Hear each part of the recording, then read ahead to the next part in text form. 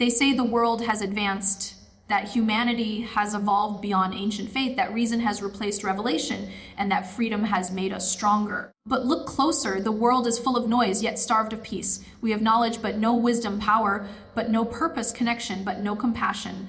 So the question must be asked, has modern progress healed the human soul, or has it silently destroyed it? We live in a world that celebrates progress, yet quietly mourns peace. The streets are lit with the brilliance of technology. The sky is filled with the hum of machines. And the internet connects billions of hearts, yet never before has the human soul felt so alone. Modern civilization has achieved almost everything the body could desire, lost everything the heart truly needs. We are told this is the price of progress, that to be modern, we must abandon the sacred, that to be free, we must forget our creator. But the cost of this philosophy has been devastating. The very values that promise liberation have become the cause of our suffering. When morality becomes relative, when truth becomes subjective, and when pleasure becomes the purpose of life, humanity begins to crumble from within. The Western worldview teaches that success is measured by wealth, beauty, and power. But these things, though dazzling, cannot feed the starving soul. A soul that once knew the peace of divine remembrance now seeks temporary highs in material indulgence. People drown themselves in distractions, in the endless scroll of entertainment, in the pursuit of validation, because silence has become terrifying. Silence reminds them of the emptiness they carry within. And so while the modern world claims to have found enlightenment, it is actually wandering in the darkness of forgetfulness of who we are, why we exist, and where we are going. Islam looks at this condition not with contempt, but with compassion. It reminds us that the sickness of humanity is not material, but spiritual. When the heart forgets its maker, it begins to rot no matter how beautiful the outside appears. The Islamic worldview offers a balance. It does not reject progress. It insists that progress must be guided by purpose. It does not deny the mind, but it reminds the mind to bow to revelation. In Islam, freedom is sacred. It is never detached from responsibility. Choice is honored, but it is weighed by conscience. A society that separates freedom from morality will eventually destroy itself because desires without discipline become weapons. That is what we see today. Families broken in the name of independence, innocence lost in the name of liberation, and truth distorted in the name of tolerance. The Western moral experiment has produced comfort without contentment and liberty without love. Islam brings the light that reunites the heart and the mind.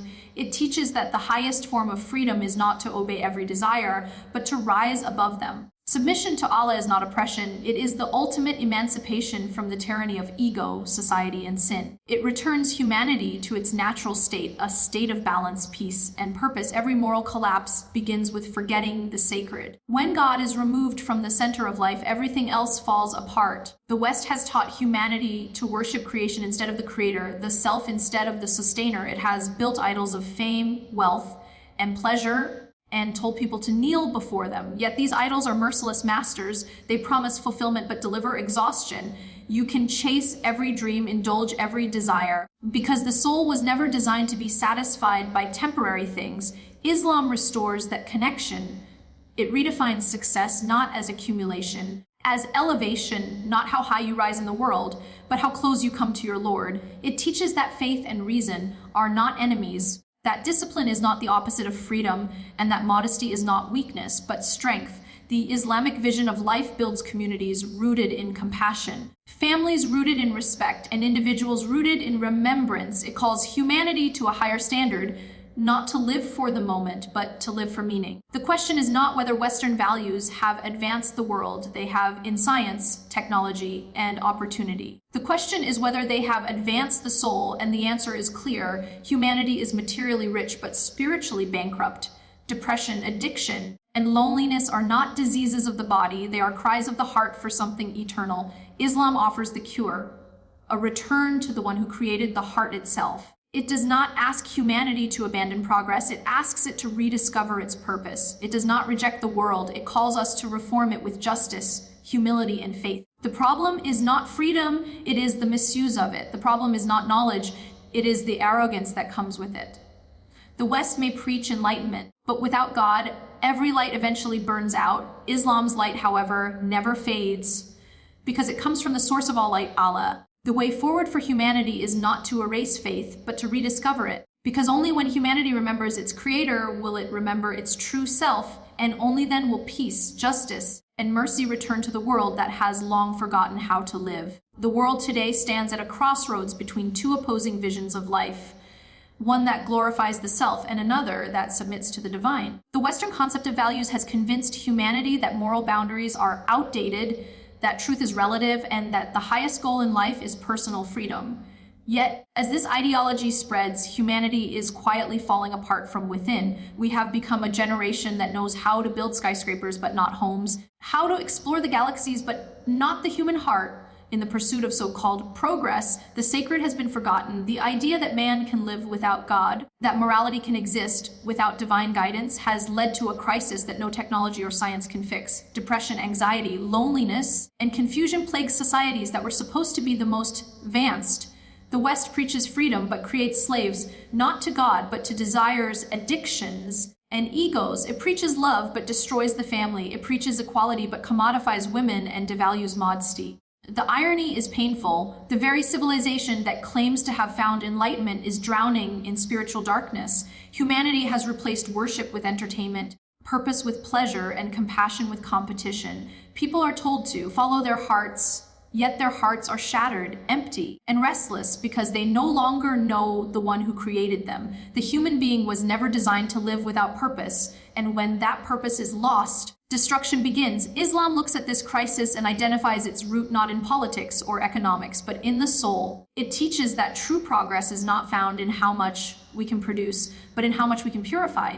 The problem is not freedom itself, but the loss of divine direction. Freedom without morality is chaos. Freedom without God is an illusion. The Western model has given humanity permission to do anything, but not the wisdom to know what should be done. Islam restores that wisdom. It anchors freedom in responsibility, rights in respect, and desires in discipline. It gives the heart what no ideology can piece through purpose. Islam does not reject modernity, it corrects it.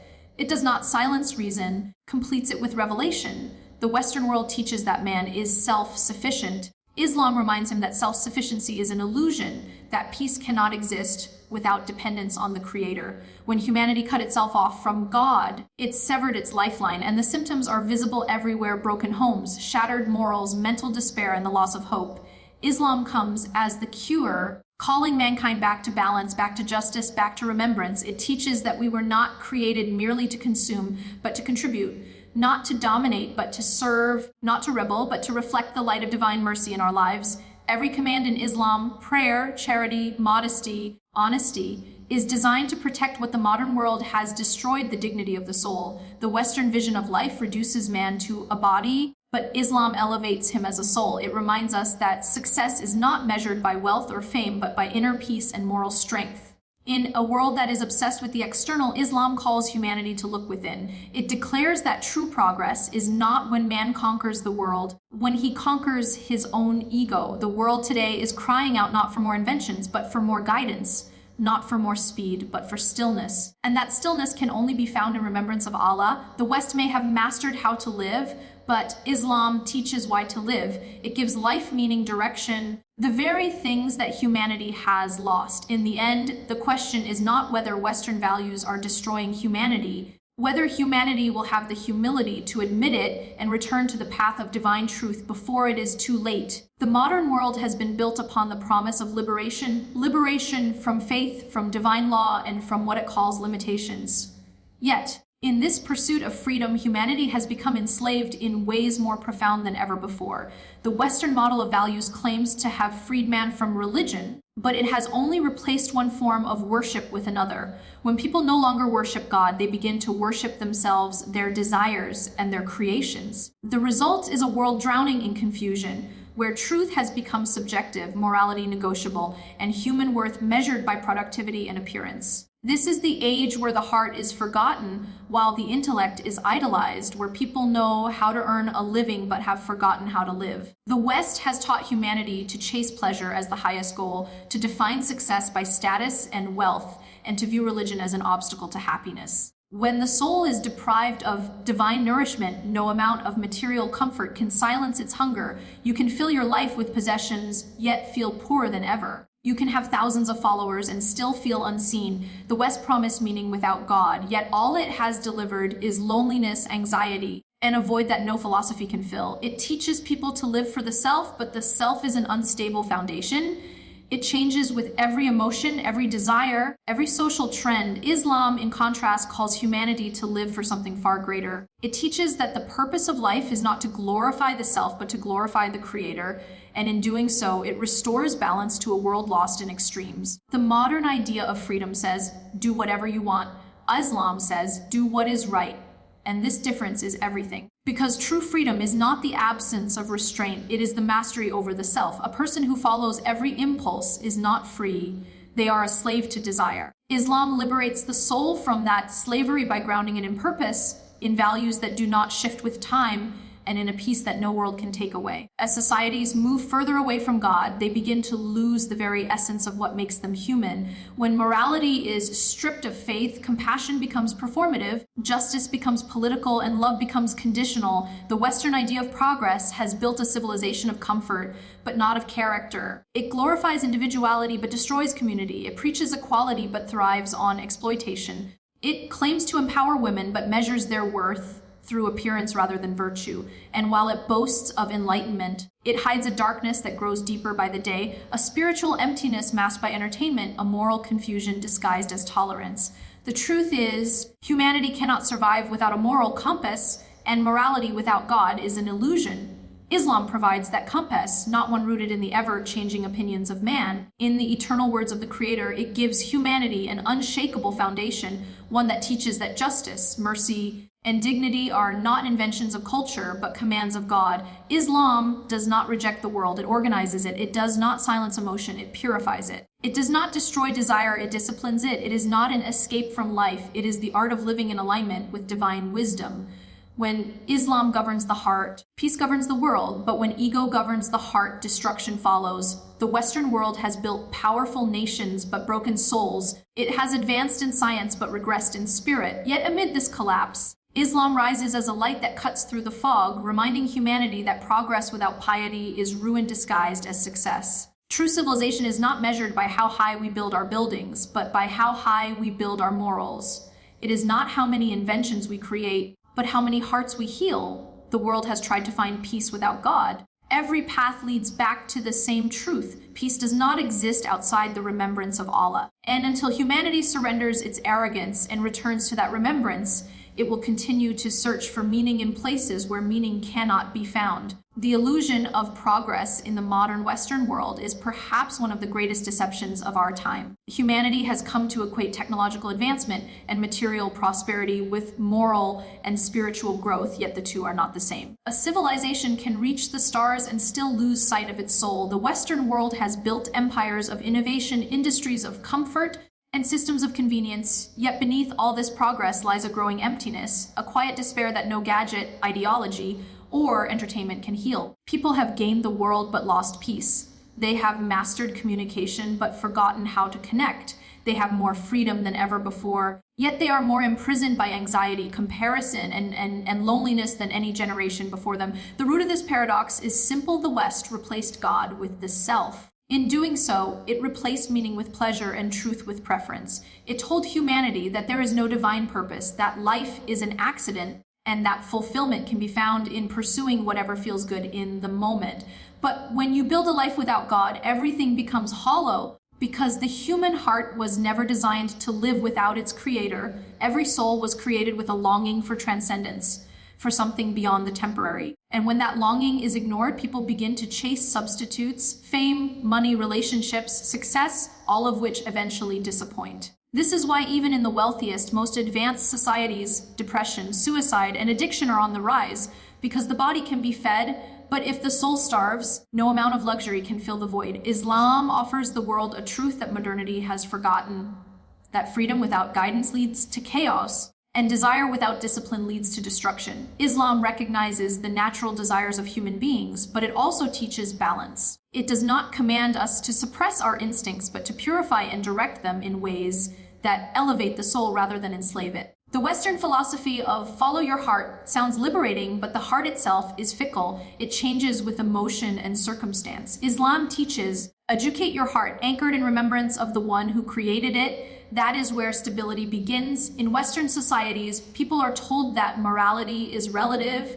that right and wrong depend on perspective, and that truth is personal. But when every person becomes their own God, society loses its moral compass. The result is confusion, families breaking down, relationships losing sacredness, children growing up without identity or direction, and communities divided by ego and ideology. Islam, however, provides clarity where confusion reigns. It gives purpose where nihilism grows. It restores dignity to human life by connecting it to divine accountability. When you know you were created with purpose, you begin to live intentionally. You stop asking, what do I want from life? And start asking, what does life want from me? That shift transforms everything. It brings peace, not because life becomes easier, because it gains meaning. Islam teaches that every hardship, every test, and every joy has a divine reason, that nothing in this world is random. This understanding creates inner peace that no external circumstance can destroy. The West preaches freedom from rules, while Islam teaches freedom from slavery, not the slavery of man to man, but the slavery of man to his desires. This is where the Islamic worldview elevates humanity to its rightful station.